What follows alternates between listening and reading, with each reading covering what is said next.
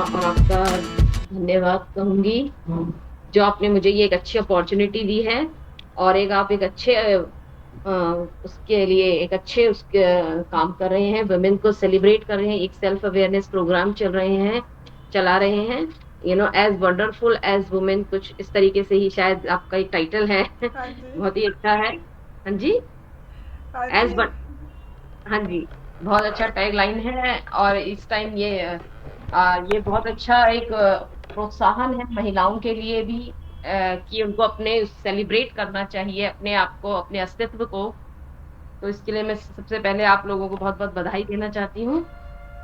आज थैंक का जो यू। आपने अपने टॉपिक दिया है जो बताया गया है वुमेन्स राइट के ऊपर।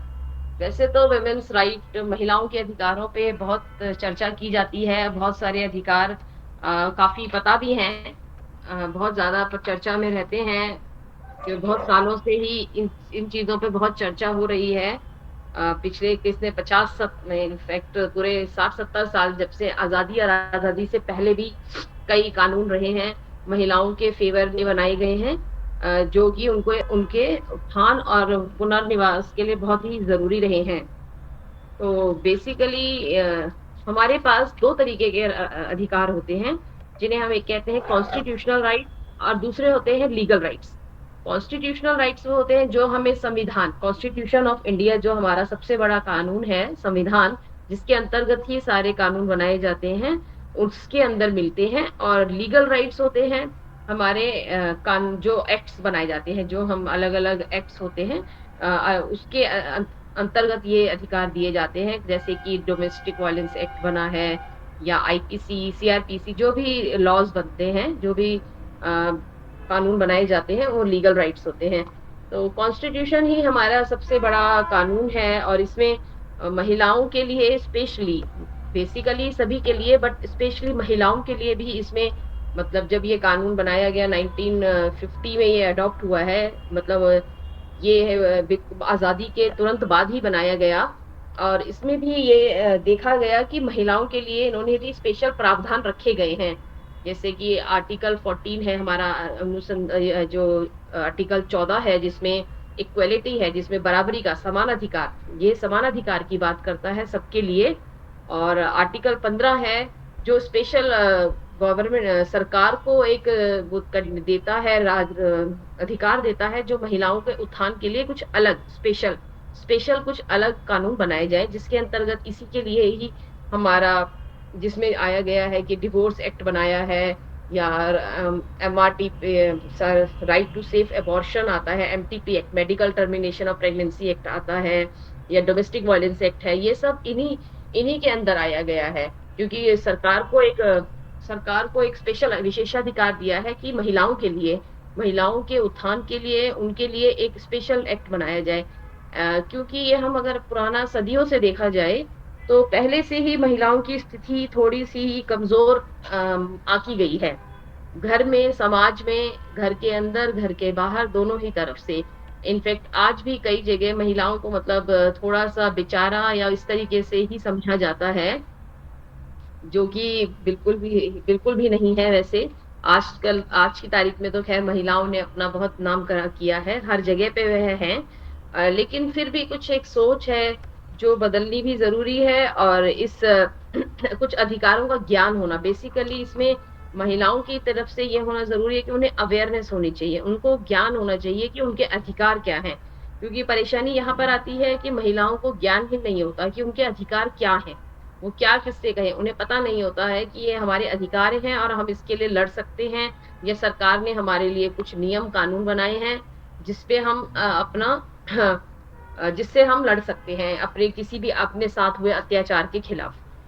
बेसिकली जो हमारे एक पूरा मेन राइट्स हैं जो मतलब महिलाओं के अधिकार हैं जो बेसिकली वो तो नॉर्मल एक शादी से जुड़े हैं। एक सबसे पहला तो शादी से होता है मैरिज और मैरिज से रिलेटेड जो क्राइम्स होते हैं।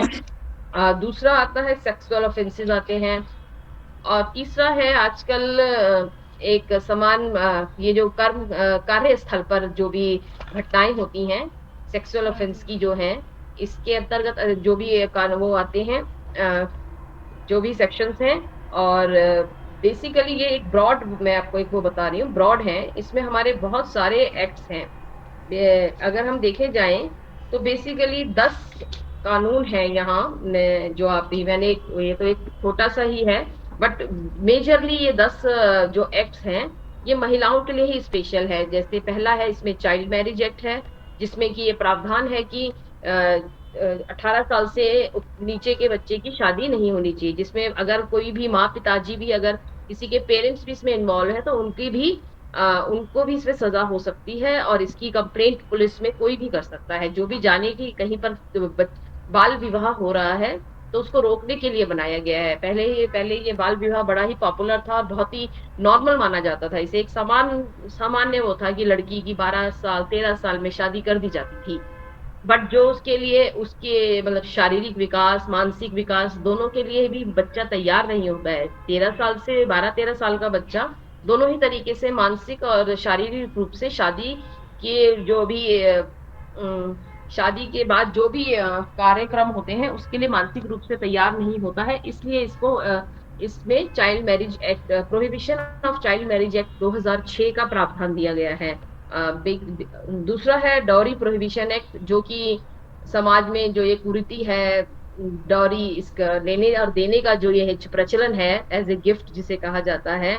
बट ये फिर भी काफी चल रहा है, अभी भी चल रहा है। इनफैक्ट कई लोग डिमांड करते हैं, कई लोग इसे कंपल्शन देते हैं, कोई इसे रीति रिवाजों के अंदर देता है, रीति रिवाज के नाम पे इसे लिया जाता है, पर जो कि एक अपराध है। और बाकी एक है मैटरनिटी बेनिफिट एक्ट 1961। इसमें महिलाओं को जो मैटरनिटी के टाइम जो भी अगर जो वर्किंग वुमेन है उनको एक अच्छी कंडीशन चाहिए होती है, उनको एक छुट्टी, उनको मतलब एक उनको लीव का, इनमें से मतलब वो उस टाइम छुट्टी पे रह सकती हैं, उसके लिए उनका राइट है। ये मैटरनिटी बेनिफिट एक राइट है, चाहे वो महिला कॉन्ट्रैक्ट पे जॉब करती हैं, चाहे वो परमानेंट है, चाहे ये उनका एक अधिकार है। क्या होता था पहले, कई जगह ऐसे करते हैं, छोटे किसी भी मतलब प्राइवेट ऑफिस में कई बार ये हो जाता है कि जब अगर महिला शादी के बाद अगर जॉब कर रही है, उसको अगर प्रेगनेंसी का केस है, तो उसको नौकरी छोड़ देती थी, या क्या मना कर दिया जाता था, कई जगह मना कर दिया जाता था, लेते ही नहीं थे कि भाई मैटरनिटी का है, छुट्टी देनी पड़ेगी हमको 4-6 महीने की, तो मना कर दिया। लेकिन ये मैटरनिटी बेनिफिट एक्ट आया है, इसमें ये है कि महिलाओं का ये अधिकार है कि उन्हें 6 महीने की छुट्टी दी जाए बच्चे के पालने के लिए, चाहे वो परमानेंट एम्प्लॉय है या कॉन्ट्रेक्चुअल एम्प्लॉय है, दोनों ही उसमें ही वो उसके लिए एलिजिबल है। एक एक्ट है medical termination of pregnancy act, जिसमें कि लेडीज महिलाएं अपने ही अपनी मर्जी से ये प्रेगनेंसी का अपनी कंसेंट हो, अगर उनको जरूरत प्रॉब्लम है, अपनी कंसेंट देके अपना टर्मिनेट अबॉर्शन करवा सकती हैं। या तो वो प्रेगनेंसी अगर खतरनाक है उनके लिए, या फिर वो अनवांटेड है, अगर वो नहीं चाहती हैं, तो इसमें महिलाओं का ही अधिकार को महिलाओं की कंसेंट को, महिलाओं की मर्जी को सम्मान दिया जाता है कि उनकी अगर मर्जी है तो इसमें उनका टर्मिनेशन हो जाता है प्रेगनेंसी का। उसको आप फोर्स नहीं कर सकते हैं कि आपको ये कैरी करना है या नहीं करना है। और एक बहुत ही महत्वपूर्ण एक्ट है आजकल जो चल रहा है, जिसमें काफी चीजें हैं, ये है sexual harassment of women at work place act 2013। ये आप लोगों ने सुना होगा, Vishakha versus state of Rajasthan का केस था, जिसमें सुप्रीम कोर्ट ने गाइडलाइंस दी थी कि जो कार्यस्थल पर महिलाओं के साथ जो भी इस तरीके के अपराध होते हैं, यौन अपराध किसी भी तरीके का होता है, सेक्सुअल हैरेसमेंट ये किसी भी तरीके से होता है, फिजिकल है, अब्यूजिव है, बोलने चालने से रिलेटेड है, थोड़ा सा ऑफिस में कई जगह माहौल हो जाता है कि औरतें काम नहीं कर पाती हैं, वो इस तरीके का माहौल थोड़ा सा बना लेते हैं मेल आपके कलीग्स, कुछ इस तरीके से, कई बार कोई कुछ गलत तरीके से देखता है, जेस्चर करता है, आपको इशारे करता है, आपको कोई मैसेज करता है कुछ गलत तरीके से, अगर तो उसके खिलाफ ये बनाया गया है सेक्सुअल। ये बहुत ही अच्छा एक्ट है जो अभी मतलब बहुत अच्छा, जिससे लेडीज को बहुत फायदा है। इसमें बहुत अच्छी चीज ये है कि इसमें एक इंटरनल कमेटी सेटअप करने का प्रावधान किया है। सुप्रीम कोर्ट ने सभी ऑफिस में कहा है जहां कम से कम 10 एम्प्लॉय हैं, तो यहाँ पे ये कंपलसरी है, इंटरनल कमेटी होनी चाहिए जहां महिला जाके अपनी रिपोर्ट लिखवाए कि मेरे साथ क्या हुआ है। आज से पहले ये नहीं था कि ऑफिस में इस तरीके से आप किसी को कह नहीं सकते थे कि आपके साथ क्या हुआ है। अगर आप कहते भी अपने सीनियर्स को, वो लोग ध्यान नहीं देते थे। अब ये जब से इंटरनल कमिटी मस्ट है हर ऑफिस में, अदरवाइज ये ऑफिस को इसमें फाइन भी है, अगर आप नहीं बनाते हैं तो आपको फाइन भी करते हैं। तो इसमें ये कमेटी में ये होता है, महिला इसमें कई महिलाएं भी होती हैं, उच्च अधिकारी जो महिलाएं हैं वो होती हैं। और एक कमेटी सेटअप की जाती है 3-4 लोगों की, जिसमें महिला की अगर कोई कंप्लेंट है किसी एम्प्लॉय की अपने कलीग के खिलाफ, किसी के भी, तो वो उसमें दर्ज करा लेती है इजीली। तो ये एक बहुत अच्छा एक्ट है। और सेकेंडली एक बेसिकली महिलाओं के बहुत छोटे छोटे बाकी चीजें हैं, जैसे अब है national commission for women act है। नेशनल कमीशन सेटअप किया गया है, ये महिलाओं की कंप्लेंट्स के लिए ही किया है। वहां जाके आप कंप्लेंट कर सकते हैं अगर आपके साथ कुछ भी अन्याय हुआ है। आप उससे उसके लिए आप नेशनल कमीशन फॉर वुमेन में जा सकते हैं। और एक मैं आपको एक और बताना चाहूंगी जो ज्यादा है, इम्पोर्टेंट है बेसिकली, आजकल बहुत चल रहा है। एक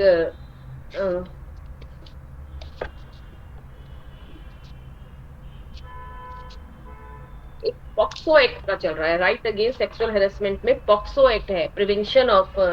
इसमें छोटे बच्चों का है, ये बिलो ये 18 साल से नीचे का, इसमें कोई भी बच्चा हो सकता है, मेल और फीमेल कोई भी। क्योंकि हमारे बच्चों के साथ भी इस तरीके के असॉल्ट हो गए होते हैं, जो वो बता भी नहीं पाते हैं और जिसका कहीं कोई जिक्र भी नहीं होता है। तो ये उनके लिए बनाया गया पोक्सो एक्ट है, जो 2012 में लिया लाया गया है। और इसमें बच्चों से रिलेटेड अगर कोई बच्चे को गलत तरीके से टच करता है, कोई पोर्नोग्राफी दिखाता है, कोई अपना प्राइवेट पार्ट टच करवाना चाहता है बच्चे को बोल के, या तो बच्चा अपने घर में कंप्लेंट कर सकता है, और फिर वो आगे इस एक्ट के अगेंस्ट इस अगेंस्ट में इसमें कंप्लेंट कर सकते हैं। ये एक्ट बच्चों के लिए बहुत ही जरूरी है। और एक है हमारा एक एरिया है, एसिड अटैक। ये पिछले कुछ सालों से देखा होगा कि एसिड अटैक बहुत हुआ था पीछे, मतलब कुछ साल पहले, युवतियों के खिलाफ, जो बच्चे क्लास स्कूल गर्ल्स हैं, कॉलेज गर्ल्स हैं, कई मतलब थोड़े शरारती तत्व जिन्हें कहते हैं, या शरारती कुछ दोस्त होते हैं, या जो भी है, अगर वो लड़की उनसे नहीं बात करती है, नहीं करना चाहती है, तो वो एक एज ए रिवेंज, बदला लेने की भावना से चलते फिरते उन पे एसिड अटैक कर देते, जिससे में आपने देखा होगा सुप्रीम कोर्ट ने एसिड की सेल पे भी बैन करा है, इसीलिए कोई एसिड अब खरीद भी नहीं सकता है। ये दो इसमें अमेंडमेंट हुआ है आईपीसी में 2013 में, जिसमें 326 ए और 326 बी स्पेशली इस चीज के लिए बनाया गया है कि एसिड अटैक्स में किस तरीके से, ये बहुत ही भयानक ऑफेंस है। स्पेशल इसलिए है कि उन्हें किसी महिला पुलिस ऑफिसर के बिना अरेस्ट नहीं किया जा सकता। और उन्हें दूसरा है उन्हें पुलिस स्टेशन इंटेरोगेशन के लिए भी नहीं बुला सकते। बेसिकली अगर किसी लेडीज का बयान लेना है, महिला का बयान लेना है, तो उन्हें पुलिस स्टेशन जाने की जरूरत नहीं है। उनकी स्टेटमेंट उनके घर पे ही रिकॉर्ड की जा सकती है, वुमेन कांस्टेबल और फैमिली मेंबर्स के सामने। ये जरूरी नहीं है कि उन्हें वहां लेके जाया जाए। बेसिकली बयान जो हमारे सेक्शन 164 सीआरपीसी में होते हैं, 160 में पुलिस स्टेशन जाके पुलिस लेती है, बट महिलाओं के लिए ये प्रावधान है कि वो घर पर ही बयान दे सकती है फैमिली मेंबर्स के सामने, और एक वुमेन कांस्टेबल का होना हमेशा ही जरूरी है।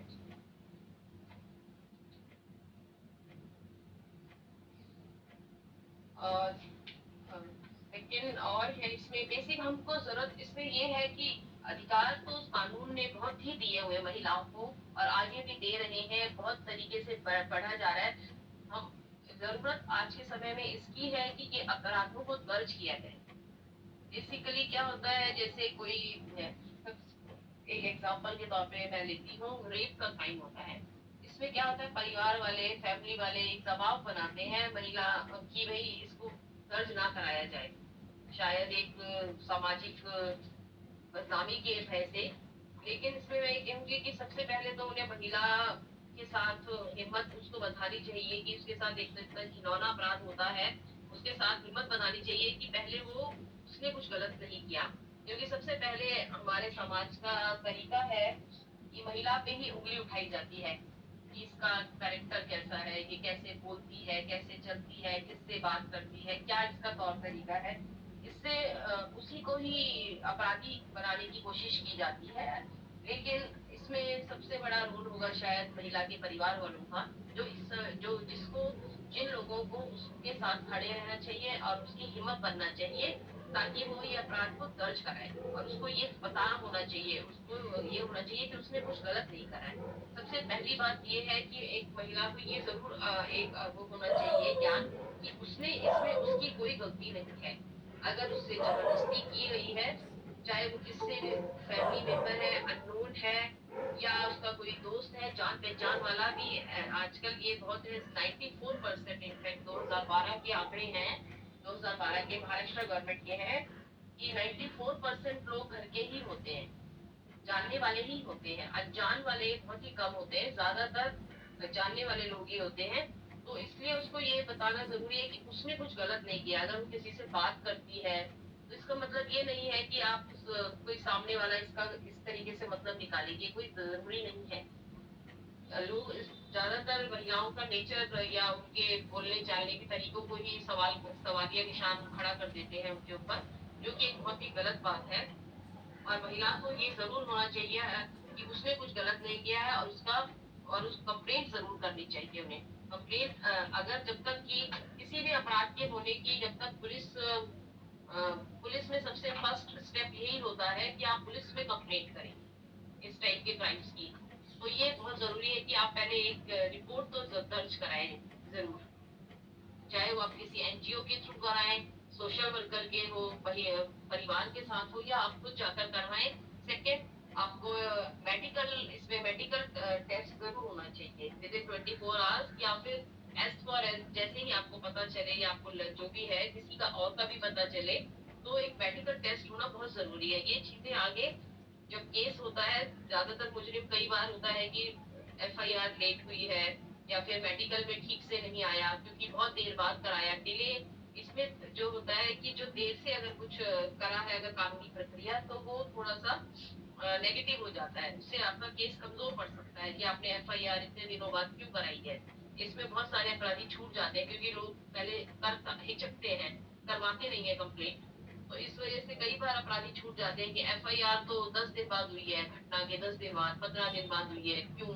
तो वो लोग सोचते हैं ये एक आफ्टर थॉट है ये, जबकि ऐसा नहीं होता है, क्योंकि घर वाले पहले ही परेशान होते हैं शायद, और इसीलिए वो नहीं करवाना चाहते हैं। तो इसमें जल्दी से जल्दी कंप्लेंट की जाए, और मेडिकल होना चाहिए, बहुत ज़रूरी है मेडिकल।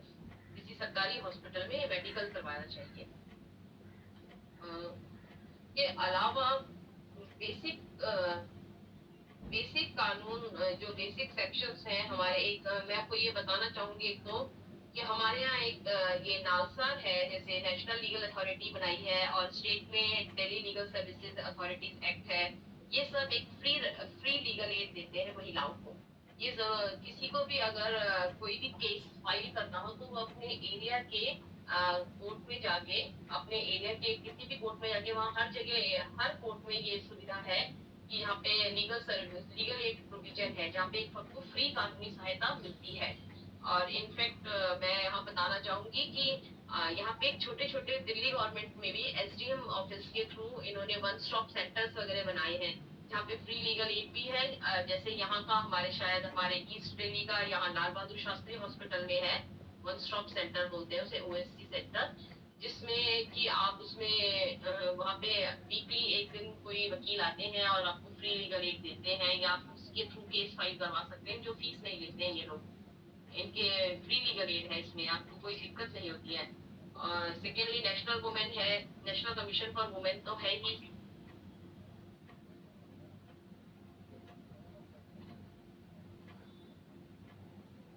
आप लोग कुछ पूछना चाहते हैं तो बताइए। आप आपके अगर कोई सवाल है तो आप पूछ सकते हैं, क्योंकि ये बहुत ही ज़्यादा, मतलब बहुत ही वाइड एरिया है ये। इसमें बहुत छोटे-छोटे बहुत सारे एक्ट्स हैं, ऐसा नहीं है। जैसे जैसे एक बेसिकली, हाँ, ये वो मैं बताऊँगी, डोमेस्टिक वायलेंस है, जो काफ़ी शायद यूज़फुल है, और ज़्यादा इसका कोई केसेस भी बहुत तादाद में रहते हैं। ये अभी 2007 में ही है, 2005 में सॉरी, डोमेस्टिक वायलेंस एक्ट आया है, जो महिलाओं के घरेलू अपराध, यहाँ जो अपराध है, इसमें फिजिकल वायलेंस भी आता है, मेंटल, इमोशनल, और फाइनेंशियल इकोनॉमिक ऑफेंस भी है। अगर उसको किसी तरीके की तंगी होती है, बिल्कुल उसको अगर इकोनॉमिकली कोई उसको नहीं सहायता की जाती है घर में, बिल्कुल भी अगर उसके हस्बैंड या कोई भी है, तो वो डोमेस्टिक वायलेंस का केस कर सकती है। सबसे बेसिक इसमें बहुत अच्छी चीज बताई है कि इसमें इस एक्ट में महिलाओं को राइट टू रेजिडेंस मिला है, मतलब घर में रहने का अधिकार।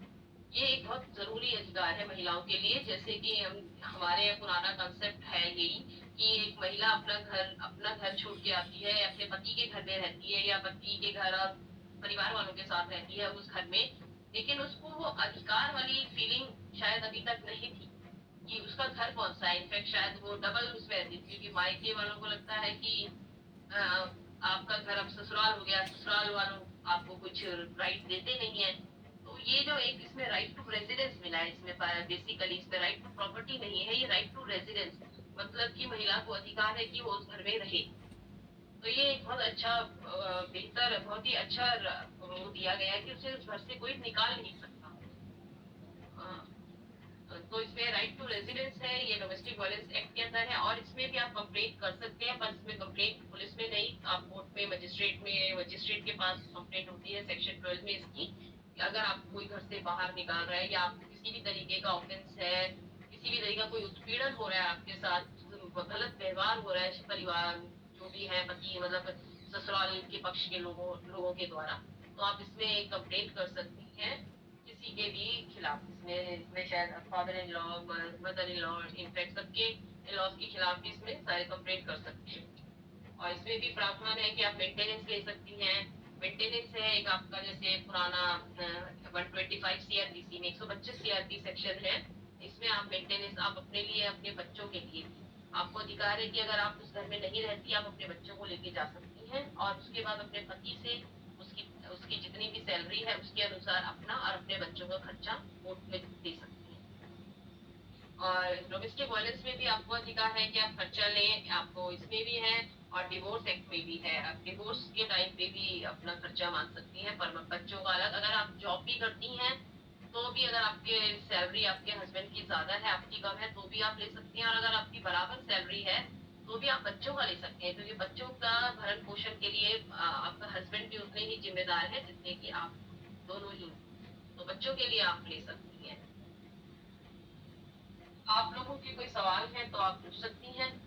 बाकी जैसे जैसे मुझे कुछ और सेक्शंस बहुत सारे हैं, ये इनफैक्ट बहुत वाइड है, तो आप पूछिए अगर आप किसी के भी कोई सवाल है।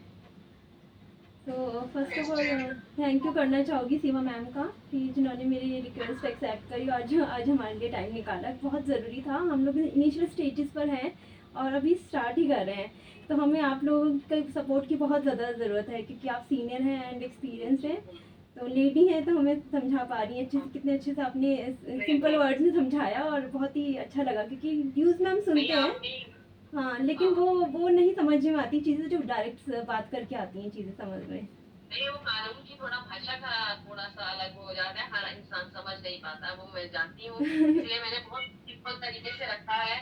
और अगर आप जैसे क्वेश्चन अगर आपने कोई सवाल है वो पूछे तो ज्यादा बेटर है, क्योंकि ये बहुत तो मतलब विमेन्स के राइट एक बहुत सारे हैं, इनफैक्ट जितने मैं बताऊँ आपको तो बहुत हाँ सारे हैं, इसलिए आप पूछे तो ज्यादा बेहतर है। कोई अगर किसी का कोई सवाल हो कुछ पूछना हाँ चाहे। मैम, एक मैं पूछना चाहूँगी,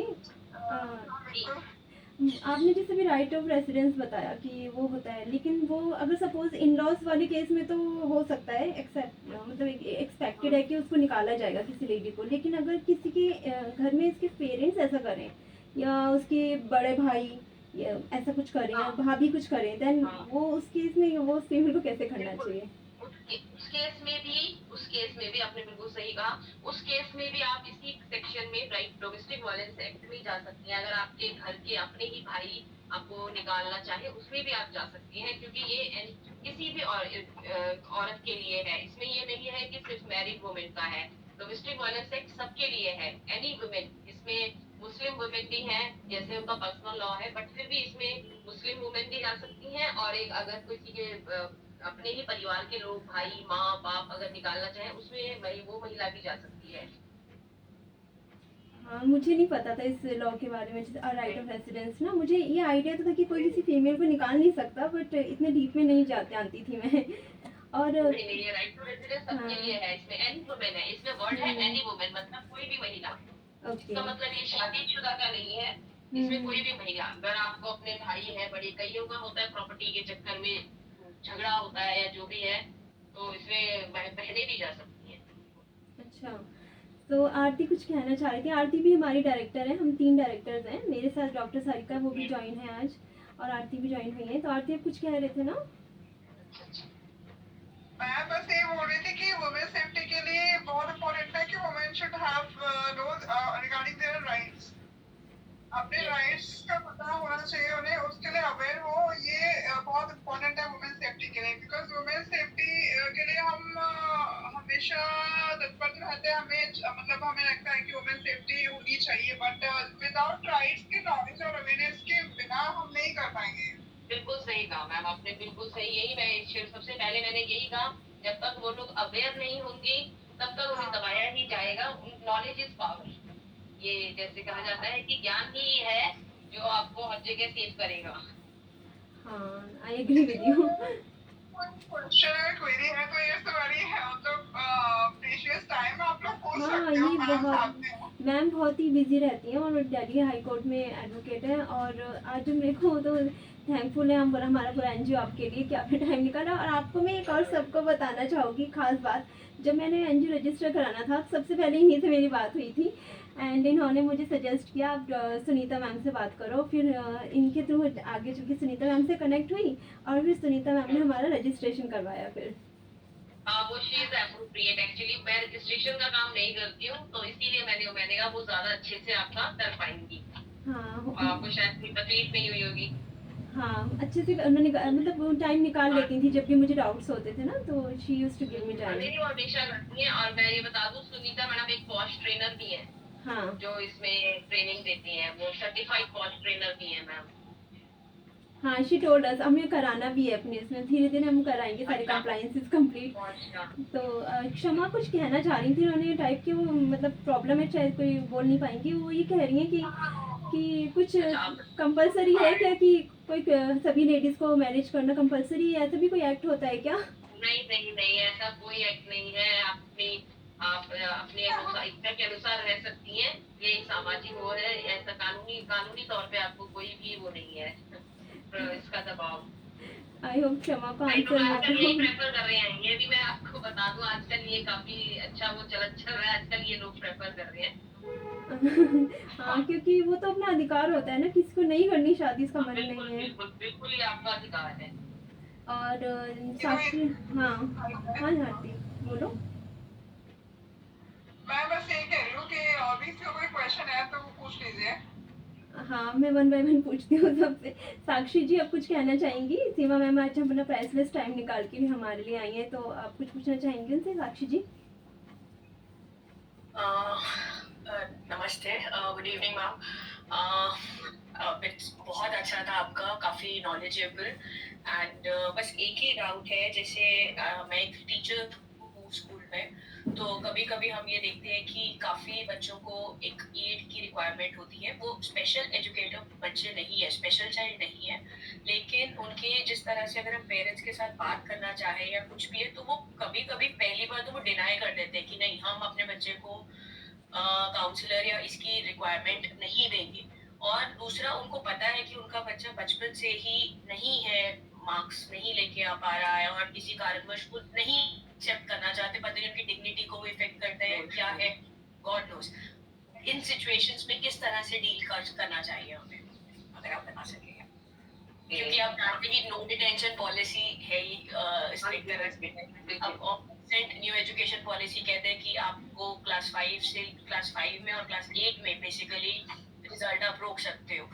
और जब हम ये चीज पेरेंट्स को बताते हैं तो वो ठीक है, अभी भी उनके माइंडसेट में यही बात आती है कि नहीं नहीं हो जाएगा पास, और इस तरह से। तो उनको किस तरह से हैंडल किया जाए।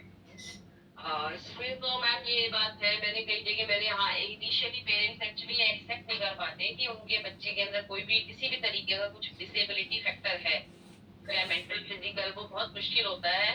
इसमें सर मैम काउंसलिंग ही एक अच्छा है, एक काउंसलर जो होते हैं स्कूल के, राइट। वही मेरे ख्याल से बता सकते हैं पेरेंट्स को अच्छे से कि उनके बच्चे को एक स्पेशल एजुकेटर की जरूरत है।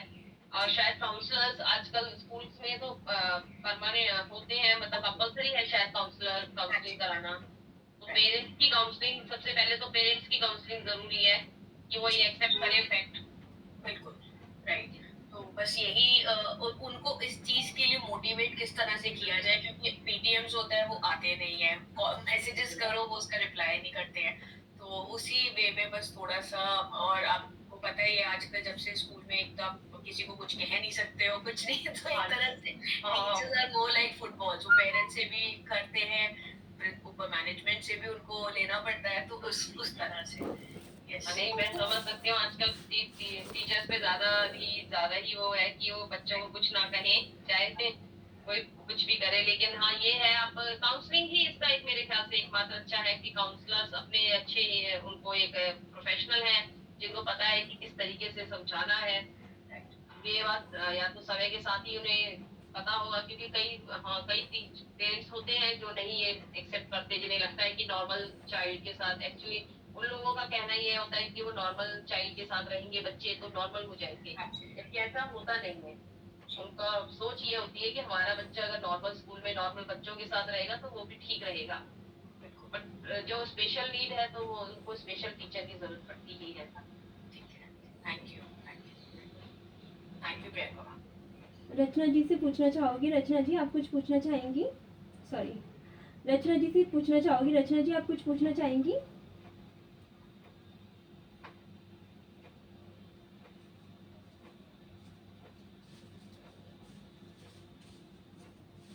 हेलो, आप मुझे सुन पा रहे हो रचना मैम?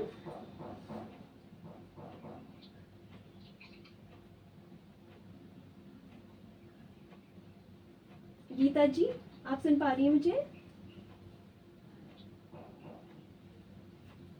शायद होता है ना कि हेजिटेशन होती है, आपसे पहली बार हम लोगों का इंटरेक्शन हुआ है, ये भी एक फैक्टर रहता है। गीता जी आप कुछ पूछना चाहेंगी सीमा मैम से?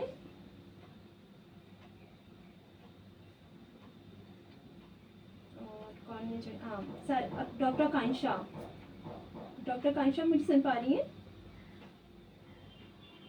हेलो।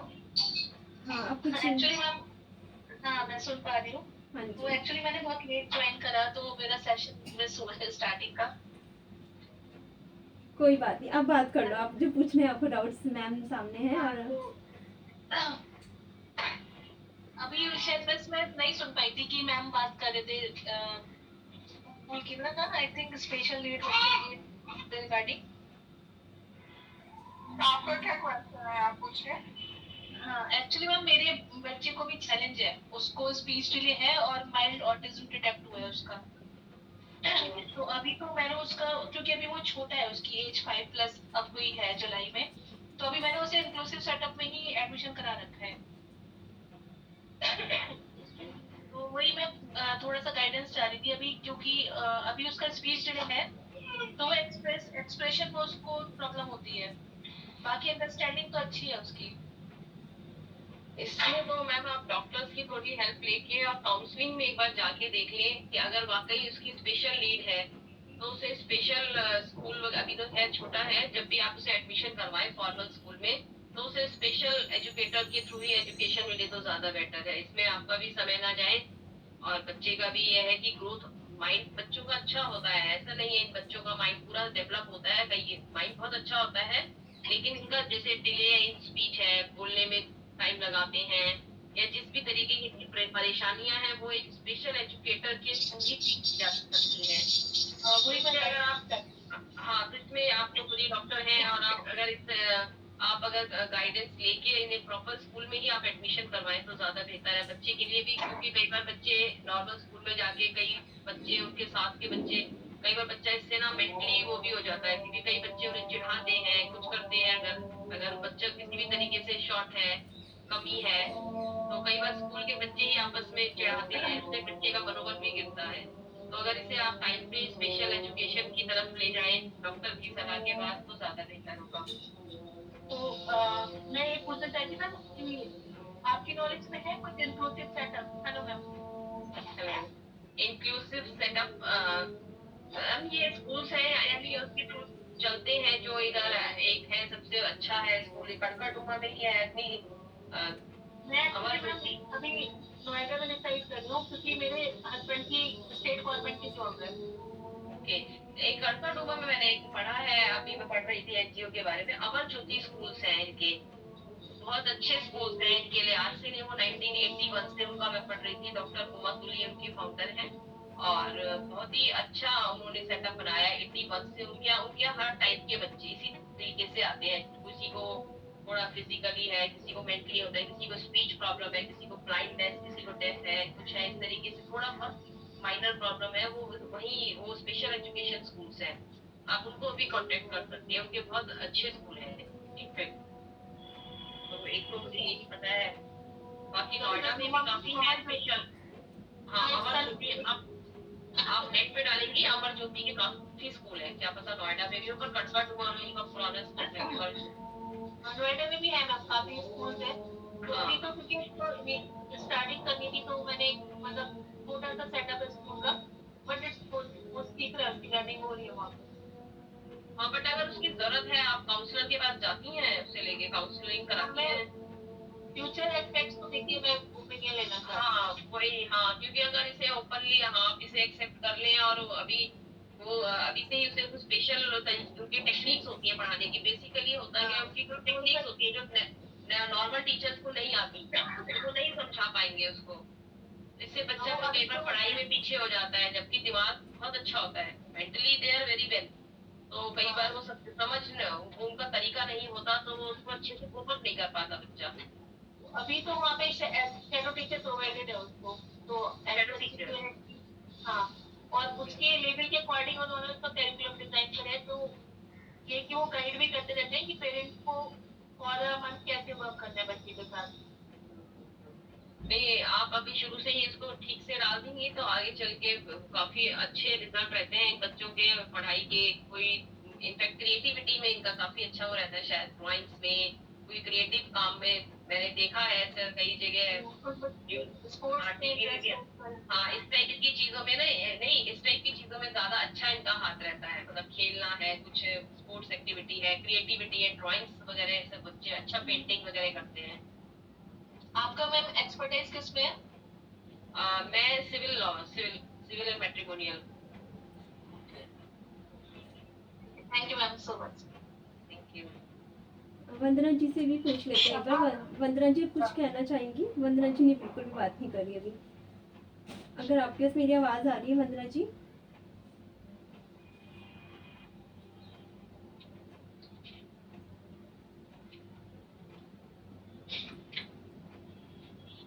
डॉक्टर सारिका, आप सुन पा रही हैं मुझे? डॉक्टर सारिका भी हमारी बीओडी मेंबर हैं। हाँ, आप प्लीज़ बात करिए मैम से। पहले तो मैं पावर स्ट्रेटजी फाउंडेशन की तरफ से बहुत बहुत ही अभिनंदन करना चाहती हूँ सीमा मैम का। बहुत ही अच्छा लेक्चर, क्योंकि हमारा जो मिशन है कि वुमेन्स को किस तरह से उनको अवेयरनेस, कैसे जागरूकता बतानी है और उनके राइट्स। तो आज इसलिए हम लोग ने जो ये टॉक शुरू किया है कि हर मंथ का एक टॉक रहेगा जिसमें हमें सेल्फ अवेयरनेस के बारे में बताया जाएगा, और हमने सबसे पहले इसीलिए वुमेन राइट्स ही लिया है, क्योंकि जब तक राइट्स नहीं पता होंगे तो राइट्स के आगे हम कैसे आगे का वर्क करेंगे, आगे इन्वॉल्वमेंट है उससे रिलेटेड अदर चीज है, तो वो चीज है। तो हमारी फाउंडर प्रियंका जी ने इस पे ये सोच विचार करके कि हम शुरुआत में वुमेन राइट रखते हैं, और जब आपका नाम बताया तो हम लोग को बहुत खुशी हुई कि चलिए आज हमें ऐसे लोग मिल रहे हैं हमारी, क्योंकि हमें अपनी कम्युनिटी में ऐसे लोगों की बहुत जरूरत है, और हमें अपने जो सराउंडिंग है उनमें ये जो जागरूकता बतानी है, फैलानी है, जो कि हमारा ये मिशन है। तो thank you first of all ma'am. और मेरा एक क्वेश्चन, जैसे आपने इतने एक्ट बताया वो ठीक है, क्योंकि लोगों को एक्ट के बारे में नहीं पता होता है कि कौन से एक्ट है। एक्चुअली उनको ये भी नहीं पता होता है कि उनको ये कोई प्रॉब्लम है, इवन जो डाइवोर्स की कंडीशन है तो उसमें कहाँ जाना चाहिए, क्या करना चाहिए, तो शिकायत लोग दबी हुई रहती है। तो मैं बस ये जानना चाहती हूँ कि कोई छोटे स्तर की महिलाएं होती है वो अपने ऐसे परिवार या ससुराल या उन सबों से ज्यादा डरी हुई है, या किसी एनजीओ का सहारा लेती है कि हमारी वो एनजीओ मदद करे, तो हम लोग ये मतलब ये हमारी एनजीओ की तरफ से क्वेश्चन है कि हम लोग कैसे उनकी मदद कर सकते हैं, हम लोग का रोल क्या रहेगा? आप लोगों का ये है, आप उसके बिहाफ अगर उसका मतलब केसेस हैं, आप कंप्लेंट वगैरह करनी है, आप उसके बिहाफ पे कर सकती हैं। सबसे पहले तो आप उसे बताएंगी अगर उसकी प्रॉब्लम जो है, और उसके अगेंस्ट आप उसे लीगल एड दिलवा सकती हैं। जैसे मैंने आपको बताया कि फ्री लीगल एड का भी प्रावधान है, हर डिस्ट्रिक्ट में है। ये district legal service authorities act है, इसके अंतर्गत सारी डिस्ट्रिक्ट में हर कोर्ट में एक लीगल एड सेंटर है जिसमें फ्री लीगल एड मिलती है। तो आप उनको फ्री लीगल एड लॉयर्स के पास ले जा सकते हैं, जो केस फ्री में करते हैं, जिसमें उन्हें कुछ भी पैसा देने की जरूरत नहीं होती है। जी और मैम। आप उनके खिलाफ में पुलिस कंप्लेंट भी कर सकती हैं। अगर कोई एफआईआर दर्ज करवानी है तो आप उनको अकेले तो पुलिस स्टेशन हर कोई नहीं जा सकता, नहीं जी जी। तो आप लोग उनके बिहाफ में उनके साथ जाके कंप्लेंट उनकी दर्ज करवा सकती हैं, एफआईआर करवा सकती हैं कहीं किसी केस में। सीएडब्ल्यू सेल है, हर पुलिस स्टेशन में क्राइम अगेंस्ट वुमेन सेल है, जिसमें women constable, women police officers होती हैं। आप उनसे भी कंसल्ट कर सकती हैं, क्योंकि कुछ केसेस जैसे 498 ए वगैरह के वो लोग वहाँ पे भी दर्ज कर लेते हैं, और वहाँ पे वो लोग कंसिलिएशन पे ही ज्यादा जोर देते हैं, जिसमें वो लड़कियों वालों को बुलाते हैं और उनसे भी बात करते हैं, लड़की वालों से भी बात करते हैं, और अगर कुछ भी सहमति होती है तो वो हैप्पी एंडिंग मतलब उनको लेके फिर जाने का वो रखते हैं कि उनका घर बच जाए बजाय डिवोर्स के। जी बिल्कुल। लोगों को सबसे पहली समस्या ये होती है कि जब कोर्ट का नाम लिया जाता है या किसी कंप्लेंट की बात होती है, ये लगता है कि बहुत पैसा लग जाएगा। तो जैसे आपने हाँ, बताया कि फ्री लीगल एड, तो इससे सभी महिलाओं को इसका फायदा होगा। इवन जो हमारे ग्रुप में अभी जुड़ी है या हमारा जो ये आज का जो सेशन है जो लोग देखेंगे, तो उनके माध्यम से पता चलेगा कि फ्री लीगल एड भी होता है, जहाँ पर हमें पैसे की वो नहीं जरूरत नहीं है। हम आगे बढ़े हैं, महिलाएं आगे बढ़ी है, तो अपनी बात कहनी है तो आगे तो बढ़ना ही पड़ेगा। तो यहाँ पर एक चलो पैसे से जो होती है महिलाएं रुक जाती है कि हमारे पास कहीं से पैसा नहीं है या हमारा कोई साथ देने वाला नहीं है, तो वहाँ पर है कि हमें ऐसी जरूरत नहीं है, महिलाओं को हम आगे लेकर जा सकते हैं कि ऐसी कोई समस्या है तो वो बिल्कुल। और दूसरा मैं यहाँ पे ऐड करना चाहूंगी कि फ्री लीगल एड के साथ साथ लोगों को लगता है कोर्ट में केस गया है तो जरूर डिवोर्स ही होगा, घर टूटेगा, ऐसा नहीं है। कोर्ट्स का भी ये रहता है, इन केसेस में ज्यादातर मैंने जजेस का सबका एटीट्यूड होता है कि सबका घर बसे, इसीलिए हम ज्यादातर आजकल कोर्ट्स मीडिएशन कंसिलिएशन बेसिकली इन पे बहुत ज्यादा जोर दे रहे हैं केसेस, बजाय कि सालों साल केस चले। सबसे पहले ही कोर्ट का भी ये रहता है कि आप मीडिएशन करें, आप बैठ के बातचीत करें आपस में, और अगर आप लोगों का नहीं हो रहा तो एक थर्ड आदमी मतलब एक इंडिपेंडेंट एडवोकेट देते हैं वो आपको फ्री में, ताकि आप उससे बातचीत करके अपनी अपनी प्रॉब्लम बता के थोड़ा जो बीच में रिकंसाइल करे बातों को, ताकि किसी का घर ना टूटे। सबसे पहले ये भी मैं कहूंगी कि कोर्ट्स में भी ये है कि घर इनफैक्ट मैट्रिमोनियल केसेस में ज्यादातर कोर्ट का यही रहता है कि जब तक कि बहुत ही मतलब खराब नहीं है हालत, तो ऐसे एकदम से या डिवोर्स में ना जाए family. Thank you ma'am, thank you for valuable, आपने इतना अच्छा वैल्यूबल सजेशन दिया है। और साथ में जो आपका जो लेक्चर है ऑल्सो, ये हमारे जितने लोग जुड़े हैं और आगे जो हमारे साथ में देखेंगे उन सभी को इससे जानकारी जरूर मिलेगी, क्योंकि आज हमें कुछ नया सीखने के लिए मिला है। क्योंकि हम कभी भी एक्ट के बारे में, महिलाएं सभी बस अपने घर में है, जो बाहर भी रहती हैं, इवन जो वर्किंग है, उनको भी नहीं राइट्स पता है। अभी आपने एक मैटरनिटी का बताया था, मैटरनिटी लॉ वाला, हाँ, वो भी नहीं पता है लोगों को। लोग कहते हैं कि ऐसे ऑफिस में छुट्टी कैसे लेंगे, 3 मंथ का है तो हम कैसे लेंगे, मतलब बहुत। तो आपने जो बताया है तो ये बहुत ही अच्छा है, सभी लोगों को इसका फायदा होगा, इवन वर्किंग को तो बहुत ही फायदा होगा। Thank you ma'am, thank you. Okay, thank you. अभी अभी हमें ना कैंडी मैम ने ज्वाइन किया है बैंगलोर से, वो मेरी योगाचार्य रह चुकी हैं। जब मैं बैंगलोर गई थी कुछ समय के लिए तो उनसे मैंने योगा का ज्ञान लिया था, वो बहुत अच्छी हैं। मैं कैंडी मैम से रिक्वेस्ट करूँगी वो आपसे बात करें। कैंडी मैम, आप मुझे सुन पा रही हैं? हाँ जी प्रियंका, मैं आपको सुन पा रही हूँ। Namaste to everyone, good evening, whatever time zone you are in. And I'm fortunate to attend this session. And suddenly I saw this message. I was busy with the fire drill, and then Priyanka said it's still on, and that's the way I got into it. And let's see what is the discussion going on. Although I have missed almost 40 minutes of the session, or more than that, but I thought let me hear in what you folks are discussing. So thank you for inviting me for this forum. Thank you for joining us. Ma'am, आप कुछ पूछना चाहेंगी सीमा ma'am से? Actually मैंने जब log in किया उस time पर सारिका जी कुछ बोल रही थी, लेकिन मुझे सीमा मैम ने क्या टॉपिक कवर किया उसके बारे में बिल्कुल भी आइडिया नहीं है. So that is the reason I'm not in a position to ask any question as of now. तो नो अगर आप प्रॉब्लम. little background अगर मुझे दे पाएंगे कि what exactly we have covered in this meeting, I'll be able to ask if in case I have any question. मैं background दूं ma'am को.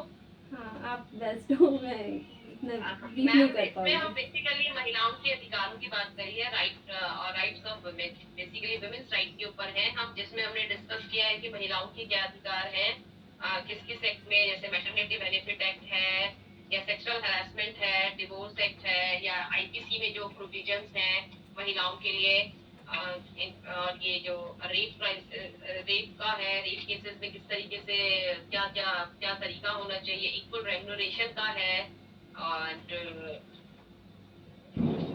यही सब मैम, ये इस टाइप के जो आजकल जो साइबर स्टॉकिंग का है, एसिड अटैक्स हैं, इन सब पे चर्चा की थी. Okay, okay. So a wonderful topic you folks have covered. सीमा जी आपने अच्छा टॉपिक कवर किया.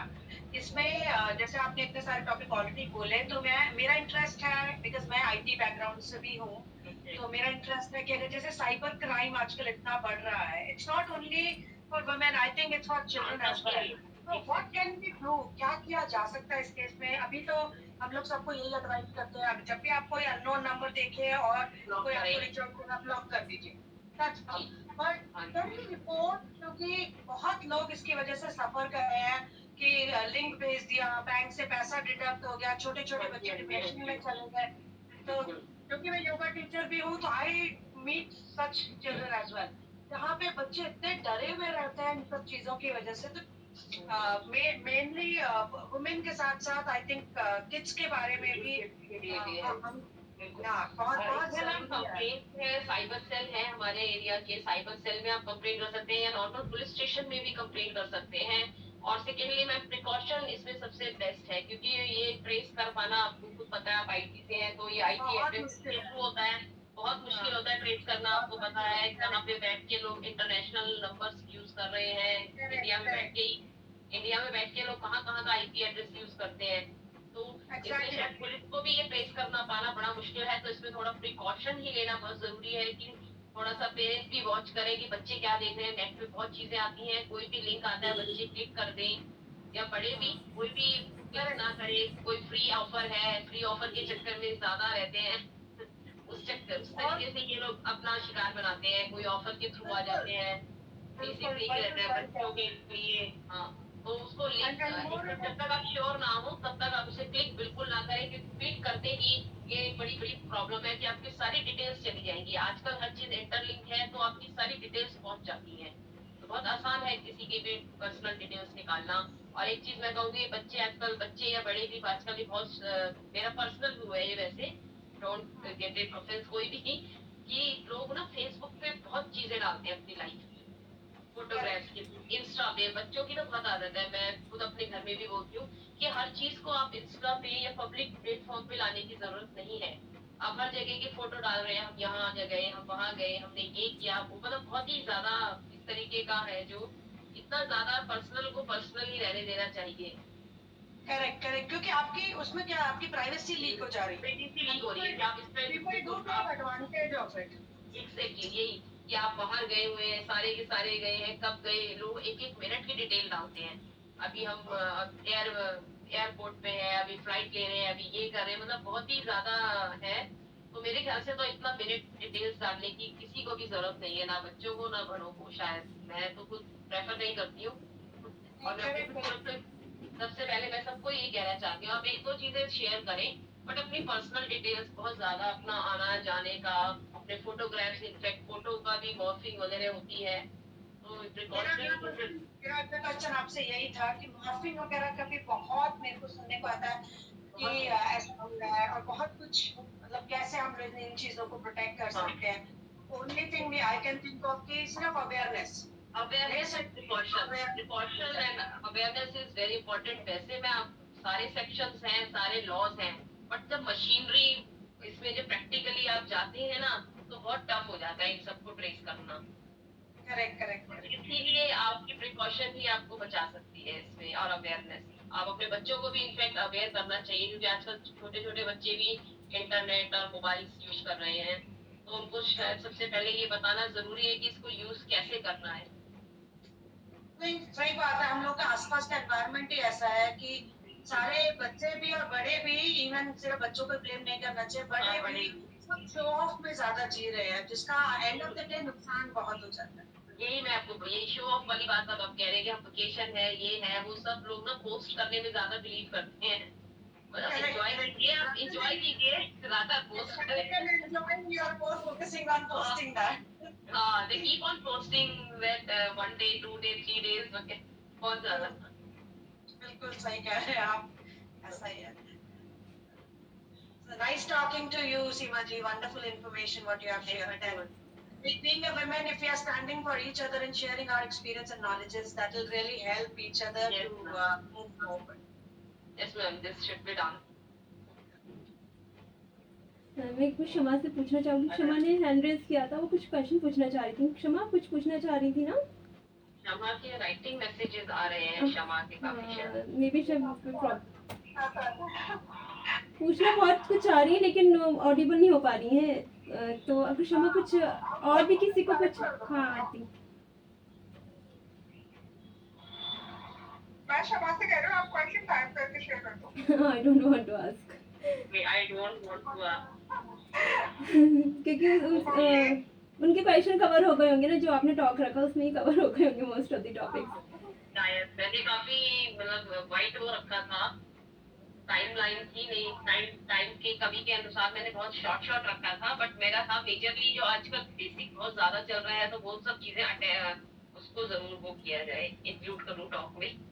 हाँ, पर इतने छोटे से टाइम में जो आपने ब्रीफ में दिया ना, वो बहुत वैल्यूएबल था। और एक बार मैं अंजना जी से भी पूछना चाहूँगी, उन्होंने अभी लेट थोड़ा ज्वाइन किया, अगर वो मुझे सुन पा रही हैं, डॉक्टर अंजना, अगर आप कुछ पूछना चाहती हैं तो मैम से पूछ लीजिए, क्योंकि फिर उसके बाद हम वाइंड अप करेंगे। Anjana ji. Good evening everyone. Good evening. वैसे तो आपने सारी मतलब अपने उसमें दिया, तो कुछ पता नहीं है, बट जैसे बच्चों को जैसे ऑनलाइन चीजें हैं तो मोबाइल प्रोवाइड करानी पड़ती है, अदरवाइज कोशिश ये करना है कि मोबाइल नहीं देना, बट इन सारी चीजों से ओवरकम कैसे हुआ जाए, कैसे मतलब कुछ अगर आप बता सके कुछ मेथड की, ऑल टाइम हम बच्चों को वॉच नहीं कर सकते कि वो क्या कर रहे हैं, तो दे दिया, लॉट्स ऑफ वर्क होता है हमारे पास, तो हम बीच बीच में तो वॉच कर सकते हैं, तो कुछ उसके लिए सजेशन हो कुछ? मेरे को इसमें हल्का थोड़ा ये है, शायद आप बताएंगी, ज्यादा आईटी एक्सपर्ट है, इसमें कुछ लॉक प्रोविजंस होते हैं, शायद कुछ किड्स ओनली किड्स आता है यूट्यूब में, कुछ लॉक्स का ही साइड वो होता है, शायद बच्चों के लिए कुछ चीजें हम लॉक कर सकते हैं शायद टीवी में, और ऐसा कुछ है कुछ ऐसा शायद ना, किड्स कंटेंट भी लॉक कर सकते हैं, साइट्स पे लॉक कर सकते हैं, और आप सिस्टम में टाइम डाल सकते हैं कि जैसे आप अवेलेबल कर 6 to 8 है, तो आपका बच्चा सिर्फ 6 to 8 ही उस डिवाइस पे एक्सेस कर पाए, उसके अलावा एक्सेस ही ना कर पाए। According to your schedule, you can define those timelines on regular basis. It's an added responsibility for parents, but it's worth doing it for your kids' betterment. मतलब ये तो बेस्ट आइडिया है कि टाइम अगर ऐसा है तो हम उसको फाइंड कर सकते हैं। Thank you. Seema ji, जब आपने इतना information share करा, so I'm just assuming that you are from the legal background. Is my understanding correct? Yes ma'am, I'm advocate, practicing advocate in Delhi High Court. Wonderful. Nice knowing you, because I have no clue about all these legal things. Okay. That's wonderful. So Priyanka, I would love to be connected with Seema madam if there is anything in future as well where I can get it. हाँ ma'am, आपके सामने, और ma'am ने permission दे दी तो मैं number share कर दूंगी आपके साथ। No problem, you can share it and you can call me anytime. हाँ कैंडी मैम, मैं आपको भी बताना चाहूँगी एक छोटी सी बात, कि जब मेरे को रजिस्ट्रेशन कराना था और मैं बैंगलोर में थी, आपको याद होगा, तो उस टाइम पे मेरा हुआ नहीं था, एंड तब मैंने सबसे पहले सीमा मैम से ही कांटेक्ट किया था कि मैं कैसे कराऊँ, then she suggested me some other advocate, और फिर फाइनली मतलब आज हमारा जो हुआ है ये सब मैं कर पा रही हूँ, उनमें मैम का बहुत इंपॉर्टेंट रोल है। तो Very nice. I'm so happy for इसलिए you. हम Thank you so grateful much. रहेंगे मैम के लिए। और मैम और And ये भी मैं आपसे एक्सपेक्ट करूँगी कि फ्यूचर में मे बी नेक्स्ट मंथ और मे बी आफ्टर 2 months हम ऐसा we कोई will रख have this सकें। type of talks and we will fix the topics. Actually, we will decide the topic first. हाँ right. For kid betterment, whatever you like we have women's right now. Today we have done women's right now. Kids को लेके ये kids का लेके बहुत होता है offenses आजकल तो child का बहुत है। कुछ इस तरीके का हम टॉपिक डिसाइड कर सकते हैं। तो अगर हर महीने एक थोड़ा सा आपके साथ हमारा हो पाए सेशन इंटरेक्टिव ऐसा, तो जैसे हाँ बनती है बिल्कुल बिल्कुल। Saturday evening is perfect for these talks. ठीक है, तो अब Okay, Priyanka, wind up okay. कर लेते हैं हम। हाँ Okay, Priyanka. Thank okay, you, ma'am. Thank you thank so you Seema much. Ma'am. Thank you. Namaste. Bye bye. Thank you, Bye bye. Bye. Thank you so much, and thank you so much everyone for joining.